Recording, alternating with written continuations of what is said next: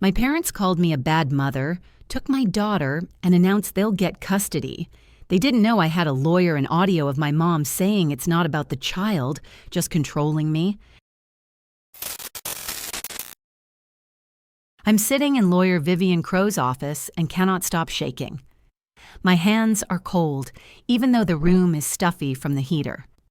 Outside the window, it is a gray Saturday morning at 9 o'clock. Somewhere out there, in the house on Cleveland Street, my 4-year-old daughter Ivy is having breakfast with her grandparents.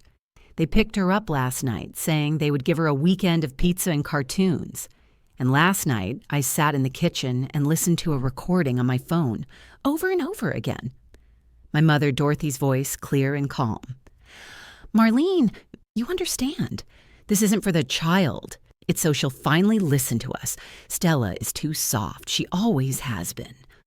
Warren says we have to act now before she completely spoils the girl." Vivian Crow, a woman in her 50s wearing a dark blue suit, sits across from me and looks at me intently. She has already listened to the recording twice.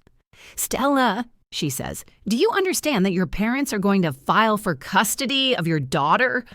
I nod. My throat tightens, but I force myself to speak. "Aunt Marlene called me yesterday morning. She said Mom announced their intentions to the whole family, that I'm supposedly not coping, that Ivy needs stability." Vivian takes notes. "How did you get this recording?" I look away. I was at their house on Friday. I picked up Ivy after work. Mom was talking on the phone in the kitchen, and I was standing in the hallway. She didn't know I could hear her. I turned on the voice recorder on my phone. That's only partly true. I stood by the kitchen door and trembled as I listened to my mother discussing me with my aunt, discussing my life, my daughter, as if I weren't a person but some kind of problem that needed to be solved. Vivian puts down her pen. The recording was made without the consent of the other party, but that's acceptable here if one of the parties to the conversation is aware of the recording. You're in luck. This could be a powerful trump card if the case goes to court. If it goes to court, I can't even imagine that. My parents. My name is Stella Grant. I'm 26 years old and I work as a nurse in a small clinic on the outskirts of town. It's a good job. Stable. Though not as well paid as I would like.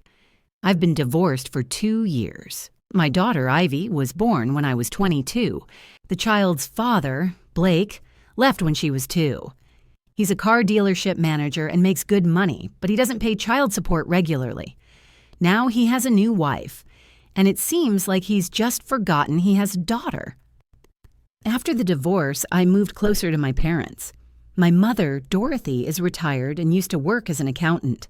My father, Warren, is a safety inspector at a factory and is 58 years old.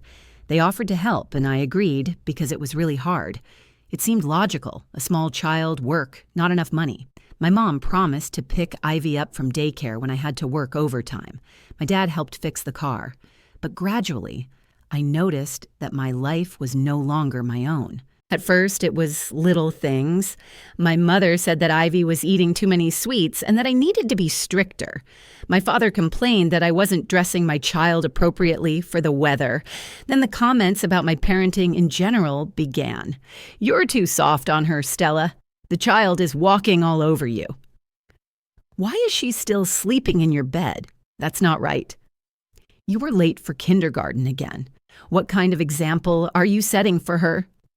I tried to explain that I was late because there was an accident with a patient at the clinic and I couldn't leave, that Ivy sleeps with me because she's afraid of the dark since the divorce, that the child eats sweets because I want her to have at least a little joy in a life where her father is gone and her mother is always at work. But my mother just shook her head. "You're always like this, Stella. You make excuses instead of admitting your mistakes." I don't know when exactly I became a bad mother in their eyes. Maybe after that incident 3 months ago. I forgot to pick Ivy up from daycare on time. I was held up at work. My phone died. I arrived an hour late. The child was crying. The teacher was giving me dirty looks. My mother found out and gave me a lecture during which I cried like a teenager. "You're irresponsible, Stella. You're not ready to be a mother. We told you it was too early for you to have a baby." Or after that time when Ivy came to her grandmother's with scrapes on her knees. She just fell on the playground. No big deal. But my mother said I wasn't looking after my child properly, that she could have been seriously injured. Gradually, my every move became the subject of criticism. Every little thing was proof of my incompetence. I began to doubt myself. Maybe they were right. Maybe I really am a bad mother. And then came that Friday, November 4th. I came to my parents' house to pick up Ivy after work. The child was sitting on the carpet in the living room watching cartoons. My mother was in the kitchen talking on the phone. I walked into the hallway, wanting to call Ivy, but I heard my mother's voice. "Marlene, of course we love Stella, but you see how she lives. She's always at work, the child is dirty, the fridge is full of semi-finished products. She can't cope. Warren says we have to act now, while Ivy is still small and not completely spoiled." I froze. My heart was pounding so loudly that I was afraid my mother would hear it. No, my mother continued. "We don't want to take the child away. We want to help. But Stella is so stubborn, you know.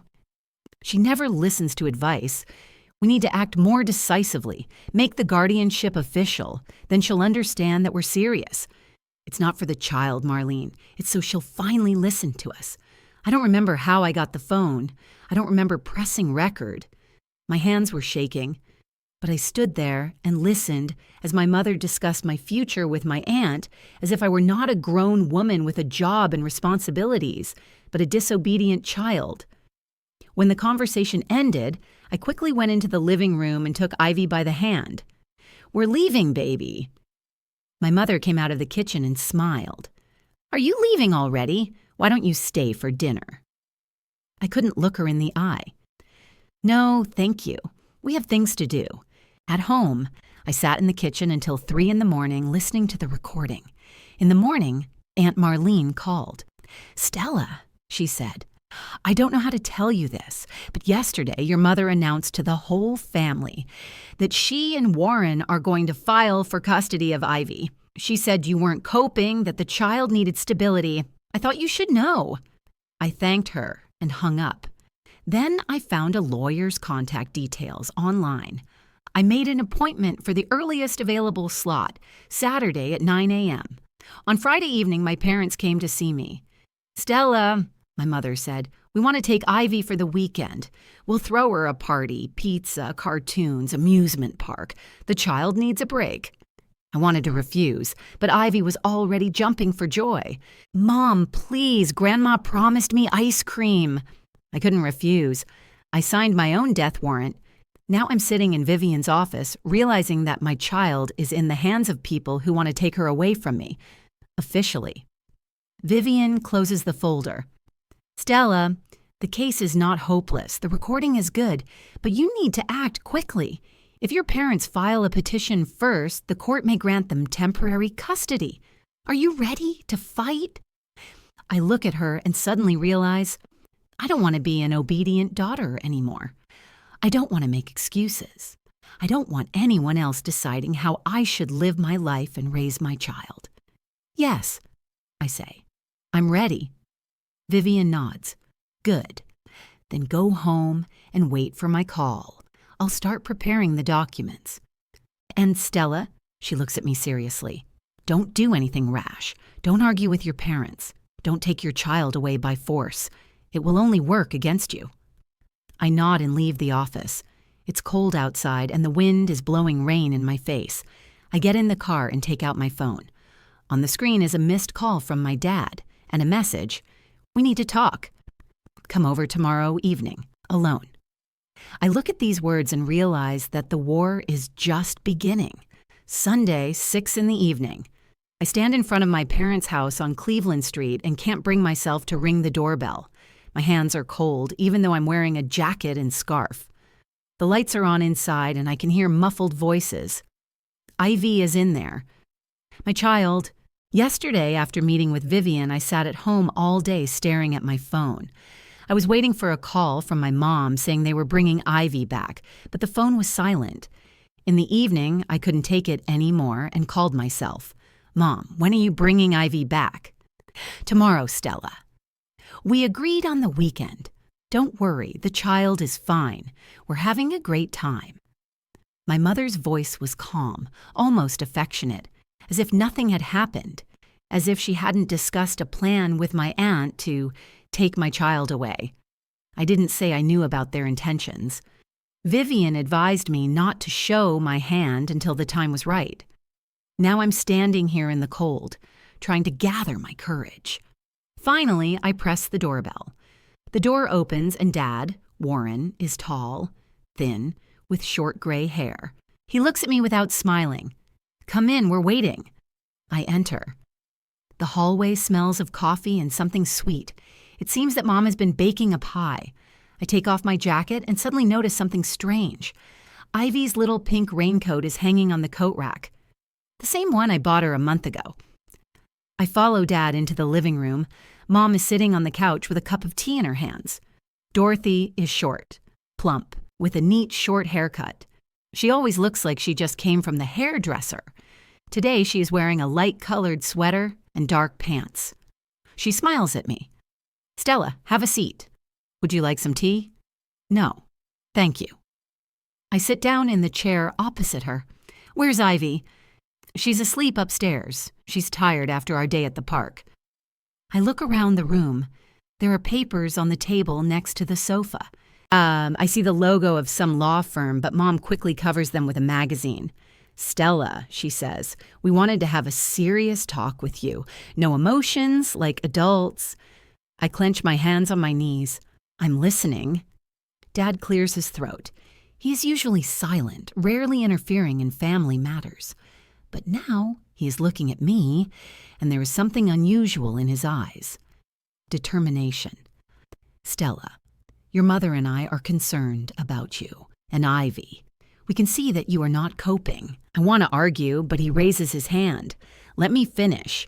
You're young, you're alone, you have a difficult job. But the child is suffering, Stella. Do you understand that? Ivy isn't suffering, I say firmly. She's happy. She has friends at preschool. She loves to draw. We read together before bed every night. She's healthy, cheerful. What suffering are you talking about? Mom shakes her head. Stella, she told us herself. She said you often cry at night, that sometimes you only eat pasta. I feel a flash of irritation. I cried a few times 2 years ago after the divorce. Ivy was 2 years old then. She doesn't even remember it. And pasta. Mom, all kids eat pasta. That doesn't mean I don't feed her properly. We always have vegetables, fruit, meat. I make soups on the weekends and freeze them in portions. We eat together every night. But they're semi-prepared, insists Mom. Your refrigerator is full of semi-prepared food. Yes, there's frozen pizza for emergencies. When I come home from overtime at 9 in the evening and don't have the energy to cook. It's okay, Mom. It doesn't make me a bad mother. Dad pulls a notebook out of his pocket. He opens it and reads. On October 3rd, you were an hour late picking up Ivy from daycare. On October 25th, you were 40 minutes late. On October 3rd, a man with a heart attack was brought to us, I say, trying to keep my voice steady. I saved his life, Dad. On the 25th, there was an accident on the road, and I was stuck in traffic. I called the teacher and warned her. Ivy didn't cry. Mom is exaggerating. The teacher said the child was upset, Mom says. The teacher probably said that Ivy was a little gloomy when I was late. That's normal. But she didn't cry or throw a tantrum. She just waited. I came, hugged her. We went home together and baked cookies.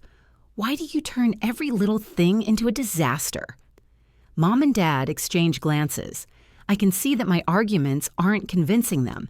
They've already decided that I'm a bad mother. They just need proof. Stella, Dad says, you don't understand. You're weak. You always have been. I'm not weak, I reply. I work as a nurse, Dad. I hold people's hands when they die. I give injections, treat wounds, calm those who are panicking. I raised my daughter alone after Blake left. I pay the bills, cook, clean, read her stories, play with her. I'm not weak. I'm just not as perfect as you would like me to be. Dad stands up and walks to the window. We're offering to take custody of Ivy, temporarily, until you get back on your feet. I'm already on my feet, I say quietly, and I'm not giving you my daughter.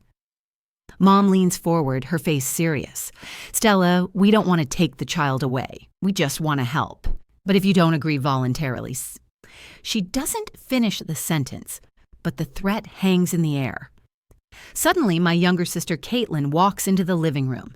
She's 22 and studying to be a pastry chef in college. She has long, dark hair tied back in a ponytail and looks tired. She lives with our parents because college is expensive. Hi, Stella, she says quietly. Hi, I reply. Kate, you see Ivy more often than anyone else. Tell them. Tell them she's happy with me. Caitlin looks at the floor.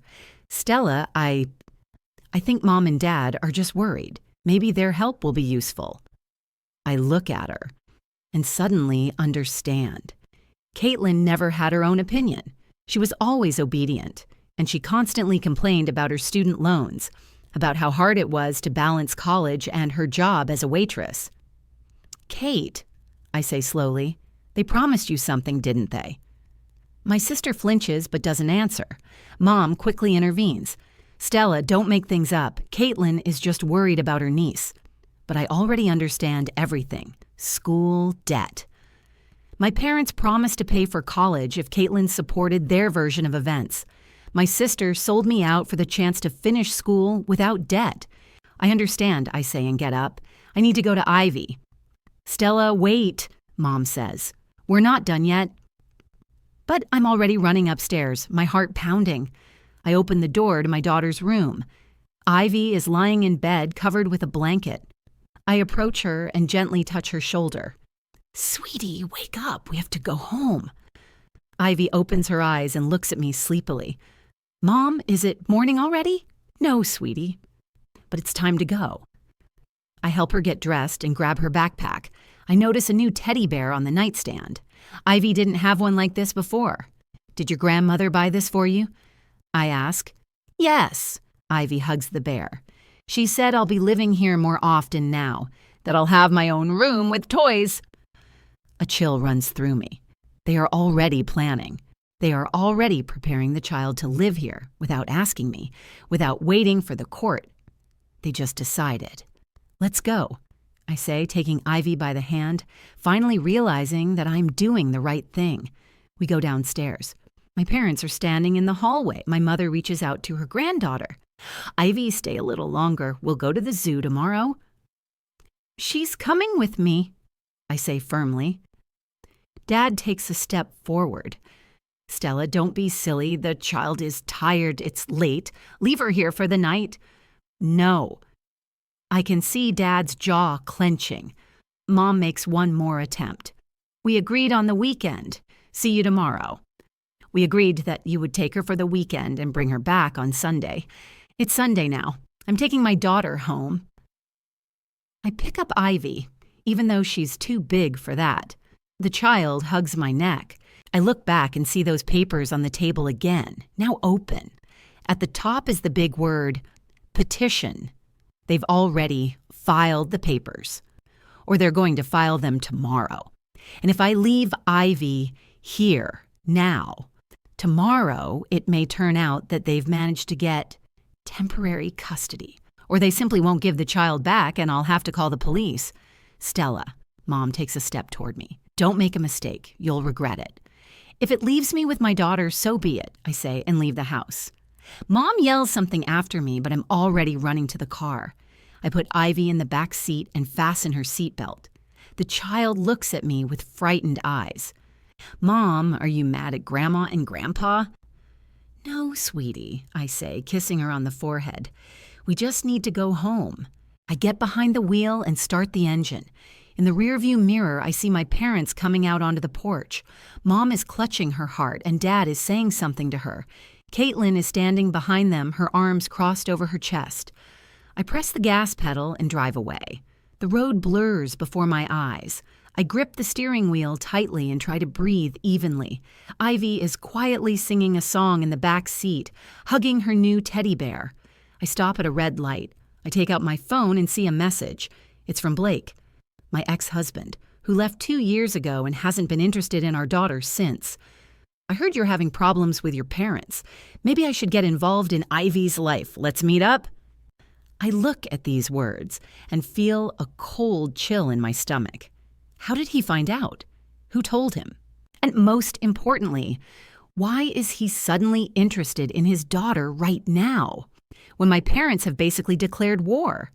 The traffic light turns green. Cars behind me honk their horns. I put my phone away and drive home, feeling the noose tightening around me. Monday, 2 o'clock in the afternoon.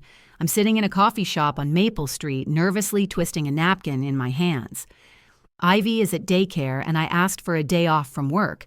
I said I was having a family crisis. Head nurse Ruth looked at me with understanding and nodded. She's a single mother herself, so she knows how it is. Blake is late. I ordered coffee, which has already gone cold. I look out the window at the street where people are rushing about their business. They don't know that my life is falling apart. Last night, after I picked up Ivy from her grandparents, we came home. The child fell asleep immediately, exhausted from the emotions of the day. I sat in the kitchen and looked at the message from Blake. I heard you're having problems with your parents. How did he find out? I didn't tell anyone, only Vivian and my parents. Maybe one of my relatives told him, Aunt Marlene. She always loved to gossip. I replied briefly, okay, tomorrow at 2, Maple Cafe. The cafe door opens and Blake walks in. He looks the same as he did 2 years ago. Tall, broad-shouldered, dark hair neatly combed. He's wearing an expensive jacket and jeans. He always knew how to dress. Blake notices me and smiles. He approaches the table and sits down across from me. Hi, Stella, you look good. Hi, I say without smiling. What did you want? He orders an espresso from the waitress, then turns back to me. I heard you're having a difficult time with your parents. I wanted to offer my help. I squeeze the cup in my hands. How did you find out? Aunt Marlene called, he says casually. We talk sometimes. She said your parents are worried about Ivy, that they want to file for guardianship. Marlene. Of course. She always loved Blake. She said I was stupid when I broke up with him. So what? I ask. Why are you suddenly interested? You haven't cared about your daughter for 2 years. Blake sighs and rubs his face. I know I was an idiot, Stella. I left because I was afraid of responsibility. I thought I wanted freedom, but now I realize I made a mistake. I missed Ivy. I missed you. I look at him and don't know what to feel. Part of me wants to believe him, wants to think that people can change. Still, Ivy was born into a loving family and the feelings were still there. But another part remembers how he packed his things and left without looking back. How I cried in the kitchen, holding little Ivy in my arms. How he didn't call for months. You got married, I say. You have a new life. Yes, he nods. I married Shannon. But that doesn't mean I've forgotten about my daughter. Stella, I want to be part of her life. I want to help you financially, emotionally. If your parents really go to court, I can testify on your behalf. Say that you're a wonderful mother. I remain silent. It sounds too good to be true. Why now? I finally ask. Why now, when I'm having problems? Blake looks me in the eyes. Because I feel guilty. Because I left you alone and now I see that you're struggling. I want to make up for my mistakes. The waitress brings his espresso. He takes a sip and waits for my answer. I don't know, I say honestly. I need to think about it. Of course, he smiles. Take your time, but Stella, if you decide you need my help, I'm here. We can start by me meeting Ivy, just walking together like a family. We're not a family anymore, I want to say, but I keep quiet. I leave the cafe half an hour later. Blake suggested meeting on Wednesday evening to walk with Ivy in the park. I said I'd think about it and let him know. I'm on my way to Vivian's office. She scheduled an appointment for me at 3 o'clock. When I walk into her office, the lawyer is already waiting, a pile of papers in front of her. "Stella," she says, "have a seat. We need to talk." I sit down. Vivian folds her hands on the table. "Your parents haven't filed an official petition yet, but I've learned that they're gathering evidence. They've talked to the teacher at the nursery and the neighbors. They're building a case against you." A chill runs through me. "What does the teacher say?" "I don't know yet, but you need to take action. Find witnesses who can confirm that you are a responsible mother. Someone from work? Friends?" I think. I don't have many friends. Since the divorce, I hardly talk to anyone.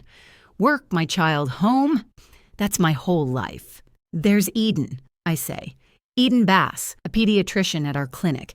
She knows Ivy. I've taken my child to her for checkups several times. She can see that Ivy is healthy and happy." Vivian makes a note. "Okay, talk to her. Ask her to give a written statement or be prepared to testify in court if necessary.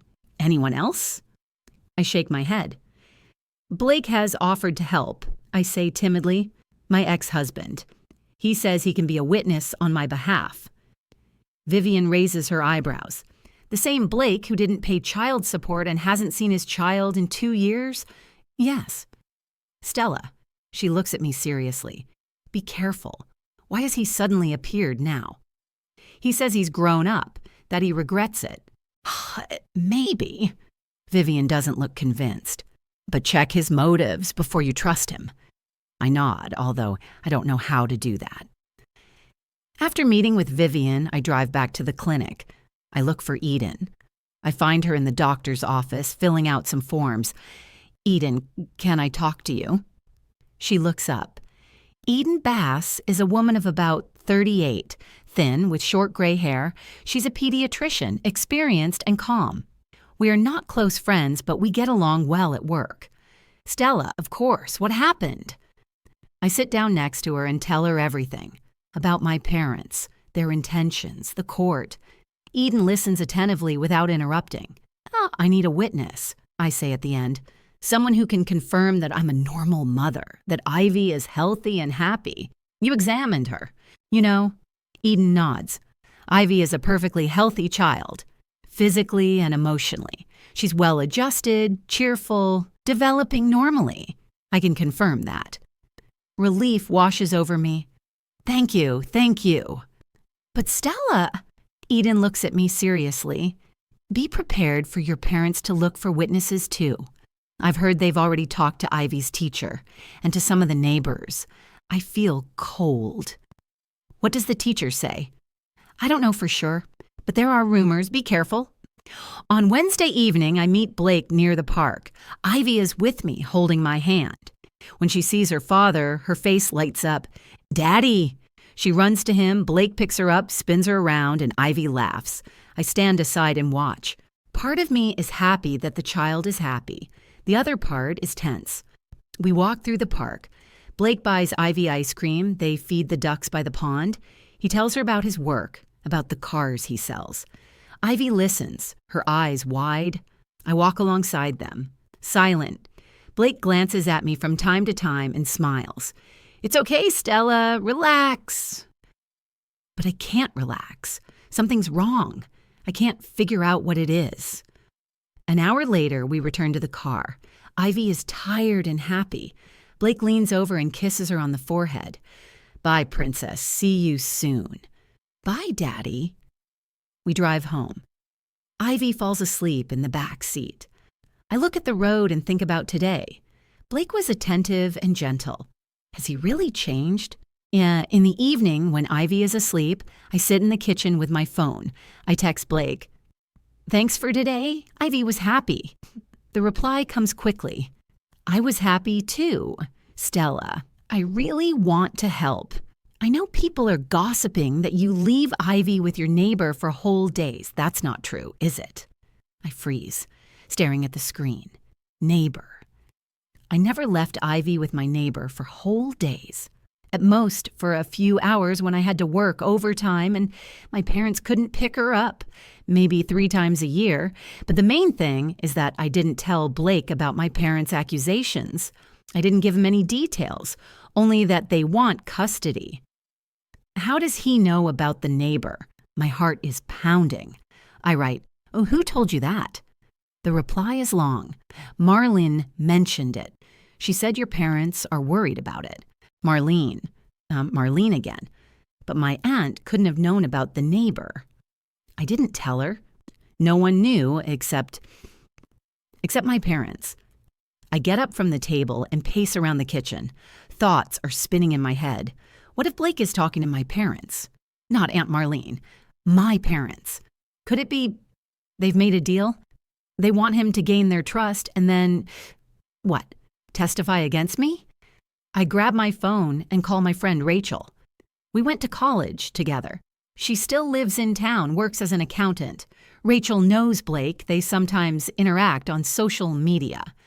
"Hi, Stella," she says. "Long time no talk." "Hi, listen, do you know how Blake is doing right now?" "Blake?" She pauses. "I heard he's having problems. His wife Shannon's business went under. They're in debt." "Why are you asking?" "Business. Debts." I thank her and hang up. Everything falls into place. Blake needs money. My parents have money. My dad earned a decent salary as an inspector, and my mom also earned well as an accountant. They have savings. They paid Blake. Or promised to pay. For what? For helping to take my child away from me. I sit in the kitchen, and my stomach feels cold. I text Blake, "How much did they pay you?" The reply doesn't come right away. Then, "What are you talking about?" "About my parents. How much did they pay you to play along?" "Stella, you're going crazy over trifles. No one paid me." "Then how do you know about the neighbor?" "I didn't tell you. Marlene couldn't have known. Only the parents." A long pause. Then, "Maybe someone else mentioned it." "Who?" He doesn't answer. I write again. "You're lying, Blake. You made a deal with them. Why? Money? Your wife is in debt, isn't she?" "Stella, stop it. You're being paranoid." But he doesn't deny it. He doesn't say, "What debts? What are you talking about?" He evades the question. I block his number. I throw my phone on the table and bury my head in my hands. My parents are against me. My sister, my ex-husband. I'm alone, completely alone. The phone rings. I look at the screen. Vivian. I pick up the phone. "Hello?" "Stella?" Her voice is serious. "We have a problem. Your parents have just filed an official petition with the court for temporary custody of Ivy. The hearing is scheduled for 10 days from now." I am silent. The world shrinks to the size of the phone in my hand. "Stella, can you hear me?" "Yes," I whisper. "I can hear you. We need to meet tomorrow morning to prepare. It's going to be a tough battle." She hangs up. I sit in the dark kitchen and stare at the wall. 10 days. I have 10 days to prove that I am worthy of my child. Friday, 6 days until the hearing. I'm standing in the clinic staff room and can't concentrate. The notes in the medical record are floating before my eyes, but I don't understand what they say. My hands are shaking. "Stella, are you okay?" I turn around. It's Ruth, the head nurse. She looks at me with concern. "Yes," I say automatically. "I'm fine." "You look terrible," she says bluntly. "Haven't you been sleeping?" I haven't slept for 3 nights in a row. I lie in the dark staring at the ceiling and going over everything that could happen in court in my head. I imagine the judge saying, "Custody is transferred to the grandparents." I imagine them taking Ivy away and me standing there unable to do anything.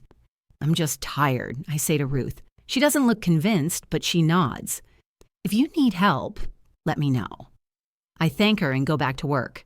I treat wounds, give injections, fill out paperwork. Everything is mechanical. Patients talk to me, but I can barely hear them. In the evening, I pick up Ivy from daycare. The teacher, a young woman named Tessa, looks at me strangely. It seems like she wants to say something but doesn't dare. "Is everything okay?" I ask. "Yes," she says quickly. "Ivy behaved well today." We walk to the car. Ivy holds my hand and chatters about how they drew dinosaurs. I nod and smile, but inside I feel empty. At home I make dinner, macaroni and cheese, Ivy's favorite. My child sits down at the table, eats, and talks about kindergarten. I sit across from her, look at her, and think, what if this is one of our last evenings together? Oh, Mom, Ivy says suddenly, why don't we go to Grandma and Grandpa's? I freeze with a fork in my hand. It just happened that way, sweetie. But Grandma said I could come any time. Oh, she promised to show me how to bake a pie. I put down my fork. Ivy, now's not the best time. Maybe later. Are you mad at them? The child asks, looking at me with her big eyes. No, sweetie, it's just adults sometimes have disagreements. Ivy thinks for a moment, then nods and goes back to her pasta. But I can see her glancing at me with concern from time to time. Children sense everything. She knows something is wrong. In the evening, when Ivy falls asleep, Eden calls me. Stella, can you come over to my house tomorrow? I want to talk. I agree. The next day, Saturday, I take Ivy to my neighbor, Mrs. Cartwright, an elderly woman who sometimes babysits. I ask her to play with Ivy for a few hours. Eden lives in a small house on the outskirts of town. When I pull up, she's already waiting on the porch with 2 cups of tea in her hands. Come in, she says. It's cozy inside. Soft furniture, lots of books, photos on the walls. I notice one, Eden with a little boy, both smiling. Is that your son? I ask.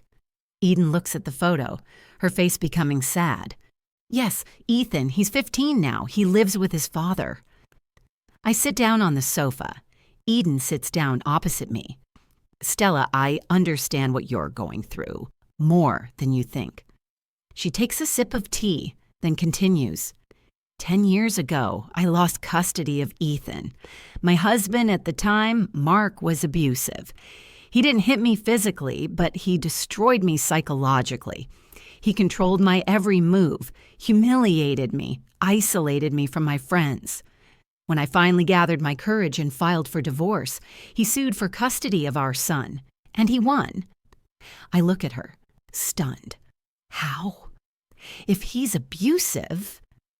Because he was smart, Eden says bitterly. He hired an expensive lawyer. He found witnesses who testified that I was unstable, that I worked too much, that Ethan would be better off with his father. And I was a young doctor, working 16 hours a day, barely able to stand on my feet. I didn't have money for a lawyer. I had no support. I lost. Eden, I'm so sorry. She raises her hand. I'm not telling you this for pity. I'm telling you so you know. I understand what it's like to fight the system, and I want to help you avoid making the same mistakes I did. She stands up, walks to the cabinet, and pulls out a folder. You need a psychologist to assess your mental state and Ivy's. I know a good specialist, Dr. Cameron Lowe. She works with family cases and has a lot of experience. I've already spoken to her. She's ready to see you and Ivy on Monday. I take the folder, feeling my eyes fill with tears. Thank you. I don't know how to thank you. Fight, Eden says simply. Fight for your child. Don't give up like I did. We spend an hour discussing strategy.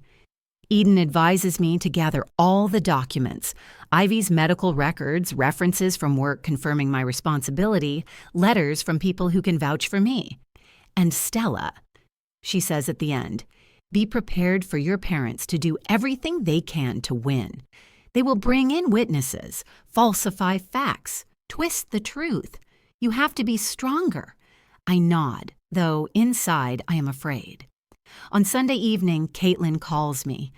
I haven't spoken to her since that night at my parents' house.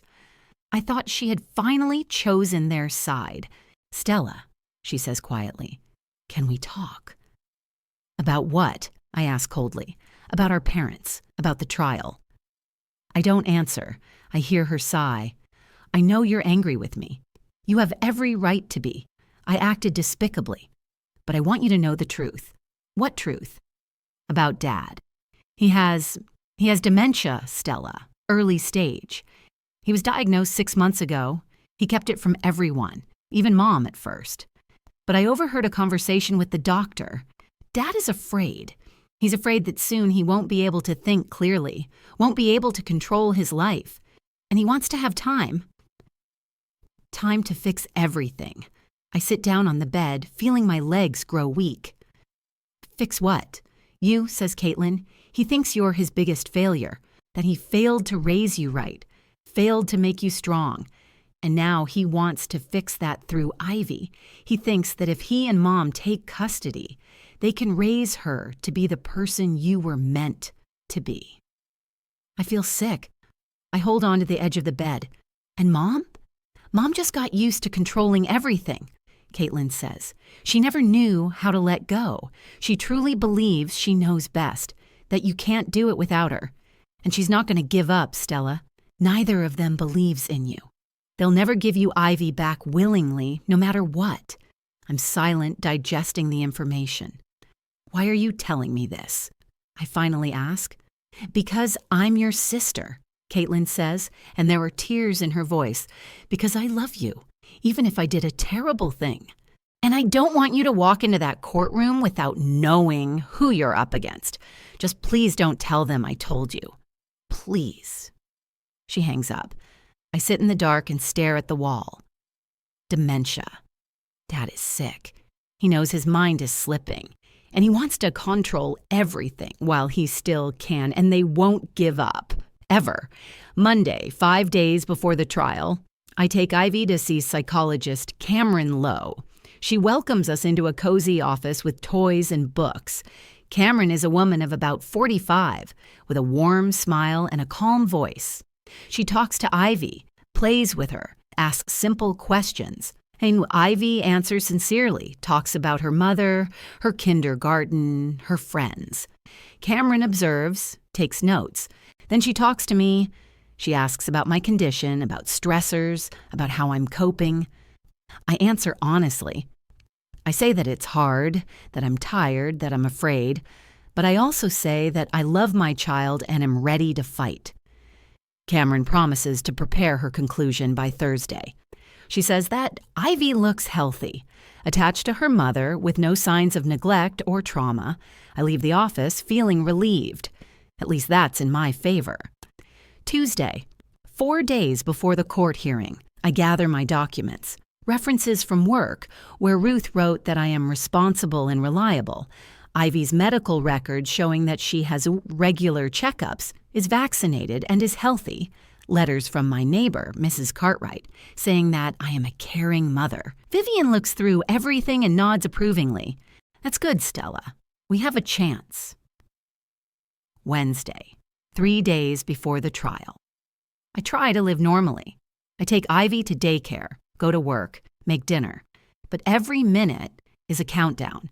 Every second brings me closer to the moment when my fate will be decided. Thursday, 2 days before the trial, Cameron Law sends Vivian's report. The lawyer calls me in the evening. Stella, the report is excellent. Cameron writes that you are psychologically stable, that Ivy is emotionally healthy and strongly attached to you. It's a strong argument. I feel relieved, but it doesn't last long. Friday, 1 day before the trial. I take a day off from work. I spend the day with Ivy. We go to the park, feed the ducks, eat ice cream. The child is happy, laughing. She doesn't know that tomorrow her future will be decided. In the evening, we sit on the living room floor and draw. Ivy draws a house, trees, the sun. I draw flowers. We are silent, just enjoying each other's company. Mommy, Ivy says suddenly, do you love me? I put down my pencil and look at her. Her face is serious, her eyes wide open. Of course, sweetie, more than anything in the world. Will I always be with you? My throat tightens. I hug her, hold her close. Always, sweetheart, I promise. The doorbell rings. I flinch. Who could it be at 8 p.m? Stay here, I say to Ivy and go to the door. I open it and freeze. My parents are standing on the porch. Mom is wearing a dark coat, Dad a jacket. Their faces are stern. Stella, Mom says, we need to talk.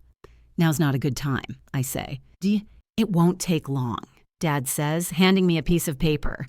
I take it. It's an official summons to court. Tomorrow, 10 o'clock in the morning. We already know, I say coldly. My mom takes a step forward. Stella, it's not too late. You can give up voluntarily.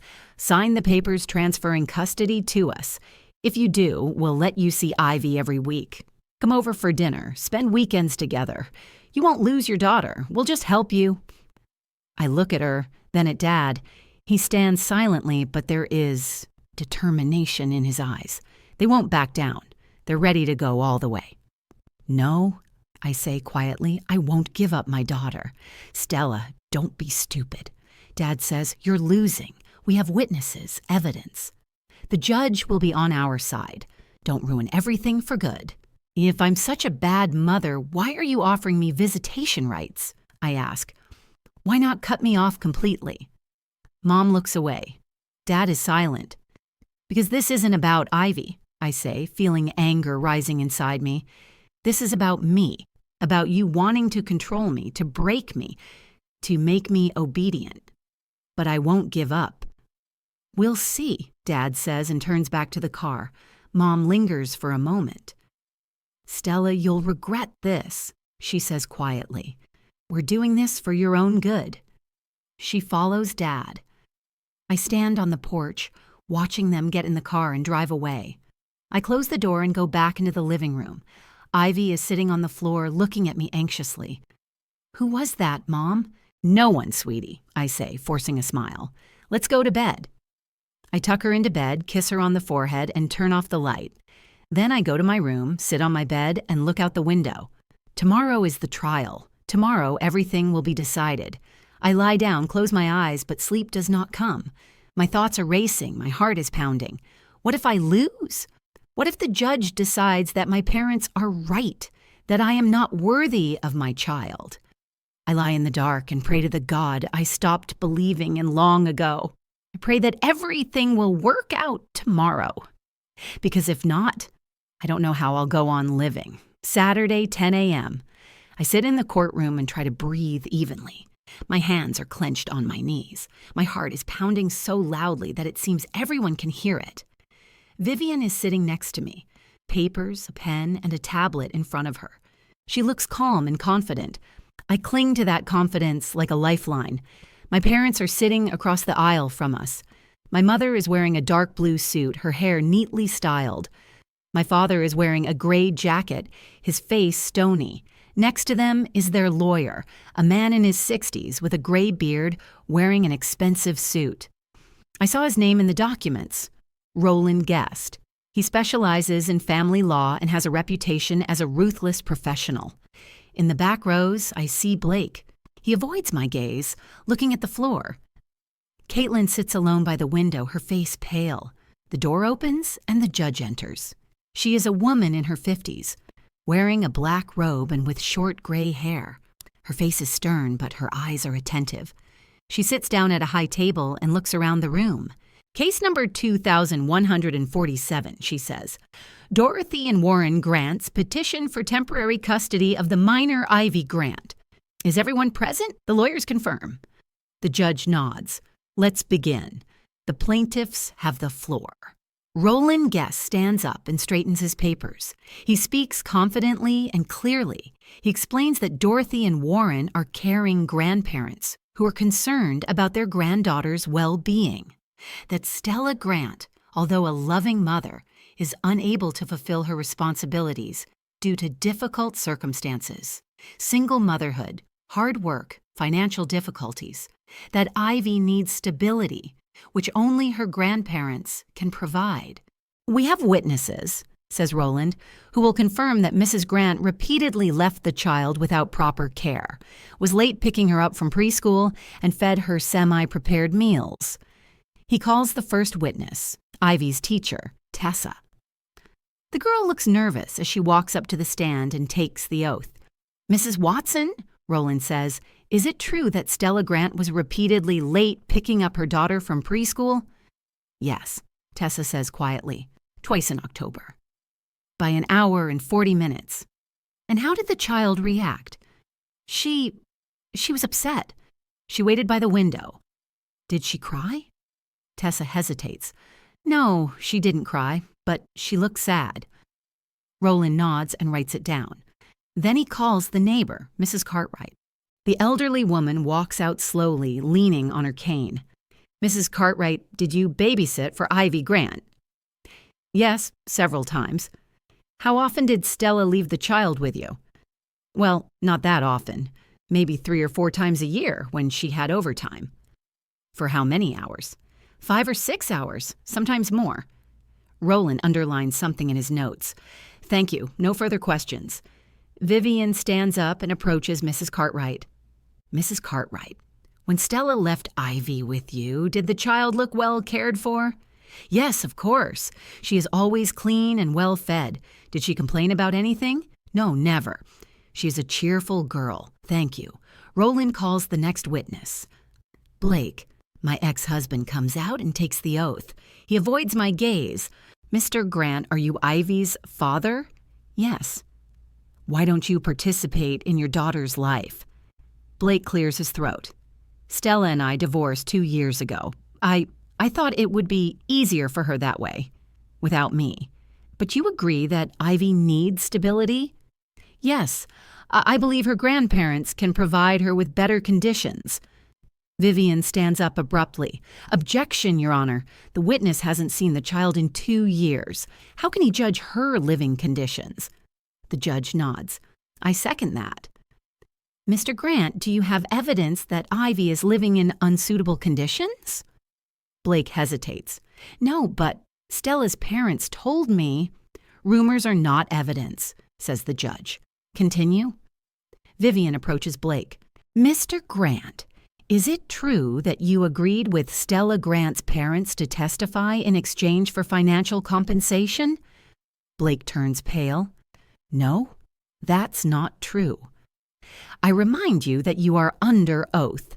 You may be held criminally liable for giving false testimony. Blake is silent, his hands trembling. Mr. Grant, did Warren Grant promise you money for your business if you supported their position in court? A long pause. I see Blake swallow, his eyes darting around the room. Yes, he finally says quietly. He promised. $20,000. My business? We have debts. I agreed. The courtroom falls silent. I hear my mother gasp. Roland Guest nervously shuffles papers. The judge looks at Blake coldly. You may sit down. Vivian returns to our table, glancing quickly at me. There's triumph in her eyes. Roland tries to regain his composure. He calls my father Warren. Dad comes out and takes the oath. He looks tired, old. Mr. Grant, why do you think your granddaughter should live with you? Because we can give her what Stella can't. Stability, attention, discipline. My daughter is weak. She always has been. She can't cope on her own. Do you have any evidence of this weakness? Warren nods. Roland hands the judge an audio recording. This is a recording of a conversation with Ivy Grant made a month ago at her grandparents' house. Please listen. The judge plays the recording. A child's voice echoes through the courtroom. It's Ivy's voice. I'm sad with my mom. She cries a lot. She doesn't play with me. I want to live with my grandparents. A chill runs through me. I look at my parents. Mom is sitting upright, her face impassive. Dad is staring at the table. The judge turns off the recording. This is serious evidence. Does the defense have any comments? Vivian stands up. Your Honor, we have a witness who can explain the context of this recording. I request that Dr. Cameron Lowe be called to the stand. Cameron comes out and takes the oath. She looks calm and professional. Dr. Lowe, did you conduct a psychological evaluation of Ivy Grant? Yes. 2 weeks ago, I had 3 sessions with her. And what are your conclusions? Ivy is an emotionally healthy child, strongly attached to her mother. She shows no signs of neglect, trauma, or stress related to maternal care. But in the recording, the child says she is sad with her mother. Cameron nods. Yes, but during our sessions, Ivy told me something interesting. She said her grandmother asked her to repeat these words into a tape recorder. She rehearsed with her several times. She taught her what to say. Ivy thought it was a game. The courtroom falls silent again. The judge leans forward. Dr. Lowe, are you saying that the child was coached to give false testimony? Yes, Your Honor. Ivy told me this herself during a session. She didn't understand that she was doing anything wrong. She was just obeying her grandmother. The judge looks at the parents. Mrs. and Mr. Grant, is this true? Mom stands up, her face red. We just wanted her to tell the truth so she wouldn't be afraid. Sit down, the judge says coldly. Vivian continues. Your Honor, we also have an audio recording of Mrs. Dorothy Grant's conversation, made by Stella Grant. Please listen to it. She hands over the recording. The judge turns it on. Mom's voice echoes in the courtroom. This isn't for the child, Marlene. It's so she'll finally listen to us. The judge turns off the recording and looks at the parents for a long time. Silently. Call Ivy Grant into the courtroom, she finally says. I am overcome with fear. Vivian whispers to me, it's okay. She'll just confirm what the psychologist said. Ivy is brought into the courtroom. She's holding the social worker's hand and looks small and frightened. She sees me and her eyes fill with tears. Mom. It's okay, baby, I say, trying to smile. The judge speaks to her gently and calmly. All right, Ivy, don't be afraid. I just want to ask you a few questions. Is it true that your grandmother asked you to say something into a tape recorder? Ivy nods, looking at the floor. Yes. What exactly did she ask you to say? That I'm sad with my mom, that I want to live with my grandmother, but that's not true. I'm not sad with my mom. I love my mom. The child cries, the social worker hugs her. It tears me apart to see my daughter suffering in this courtroom. The judge thanks Ivy and lets her go. The child is let out. I clench my hands, trying not to cry. The judge looks at the parents. Mrs. and Mr. Grant, you tried to manipulate the court using your own granddaughter. This is unacceptable. Mom stands up. Your Honor, we just wanted what was best for the child. Stella can't handle it. She's weak. Sit down, says the judge, her voice steely. Vivian calls the last witness, Eden. She comes out, takes the oath, and testifies that Ivy is healthy, that Stella is a responsible mother, that she has seen them together and seen the love between them. When all the testimony is finished, the judge announces a recess. We leave the courtroom. I sit in the hallway, trembling. Vivian is next to me, holding my hand. You did great, she says. You held on. Half an hour later, we are called back in. The judge sits at the table, her face serious. I've made my decision, she says. Based on the evidence and testimony presented, I have concluded that Stella Grant is a responsible and loving mother. Ivy Grant is healthy, happy, and strongly attached to her mother. Dorothy and Warren Grant's petition for temporary custody is denied. Custody remains with Stella Grant. In addition, Dorothy and Warren Grant are prohibited from seeing their granddaughter without the mother's written permission until further consideration. I hear the words, but I can't believe it. I won. I won. Mom stands up, crying loudly. This is unfair. You are ruining a child's life. Dad sits motionless, staring at the table. His face is gray and empty. Caitlin stands up and quickly leaves the room. Blake follows her. The judge bangs his gavel. The court is adjourned. I sit, unable to move. Vivian hugs me. Stella, you did it. Ivy is staying with you. I finally cry, rare, relieved tears. It's over. 6 months later, March. We live in another city, 2 hours away from the old one. A small apartment, 2 bedrooms, a kitchen overlooking the park. I got a job as a nurse at a local clinic. The pay is a little better, and the staff is nice. Ivy goes to a new kindergarten. At first, it was hard for her. New children, a new teacher, a new place. She cried and asked to go back. But gradually, she got used to it. She found a friend, a girl named Ellie. Now they are inseparable. They draw, play, and make up stories. I can see how Ivy is slowly forgetting the stress of the trial. She no longer asks about her grandparents. She doesn't mention that day in the courtroom. Sometimes I see her thinking, looking out the window, and I know she remembers. But a child's brain protects itself. She's learning to move on. Caitlin called a month after the trial. She cried and apologized. She said she was ashamed that she didn't know how things would turn out. I listened to her. I didn't forgive her right away, but I started talking to her carefully. We write to each other sometimes. She sends Ivy drawings, postcards.